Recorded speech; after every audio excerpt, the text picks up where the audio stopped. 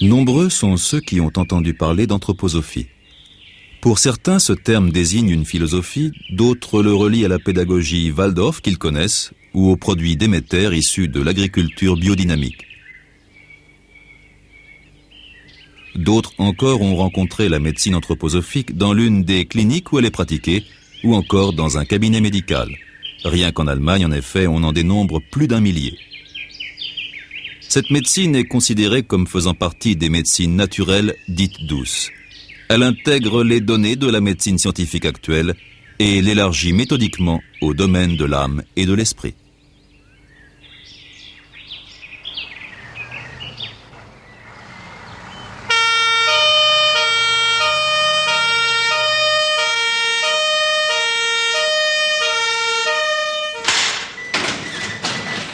Relève du champ d'activité de la médecine anthroposophique non seulement la médecine d'urgence et les soins intensifs, mais aussi les diverses orientations spécialisées telles que la pédiatrie ou la médecine interne, la neurologie, la psychiatrie, tout comme l'anesthésie et la chirurgie.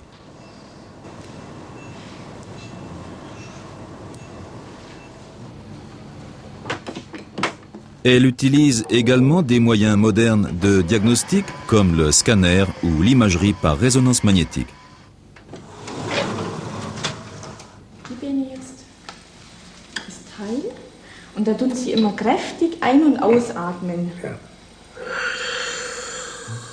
Dans le service de réanimation d'un hôpital anthroposophique, on peut être surpris de voir des procédés thérapeutiques particuliers côtoyer les soins techniques indispensables.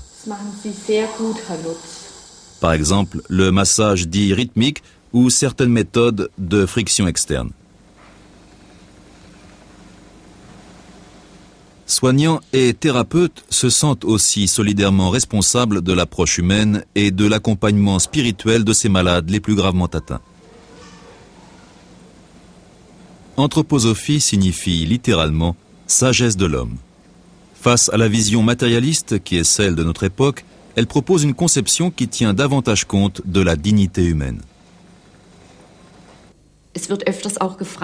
On nous interroge souvent sur la position de l'anthroposophie par rapport à l'ésotérisme oriental ou occidental. Et peut-être puis-je vous en parler brièvement.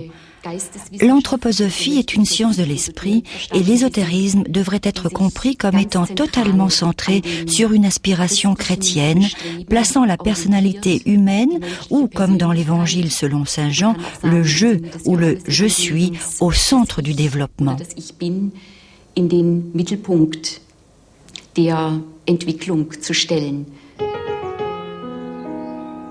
La Fielder Clinic, près de Stuttgart, compte un peu plus de 200 lits et assume toutes les tâches d'un hôpital régional.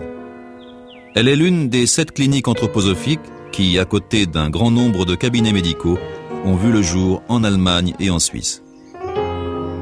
Avec ses 450 lits, le centre hospitalier de Herdecke, près de Dortmund, assure lui aussi la fonction d'hôpital régional. Les hôpitaux anthroposophiques sont dirigés principalement d'une manière collégiale. Les honoraires privés, par exemple, profitent à l'ensemble de l'institution. C'est à Arlesheim, en Suisse, que se trouve la plus ancienne clinique anthroposophique. Inaugurée en 1921, elle porte le nom de sa fondatrice, Ita Wegmann. La maison qu'elle habitait existe toujours dans le parc de la clinique. La Lucas Clinic, ouverte depuis 1963, se trouve dans le voisinage. Elle accueille exclusivement des patients cancéreux.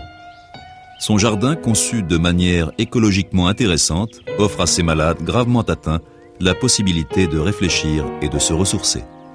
À Öschelbronn, près de Pforzheim, sont réunis sous le même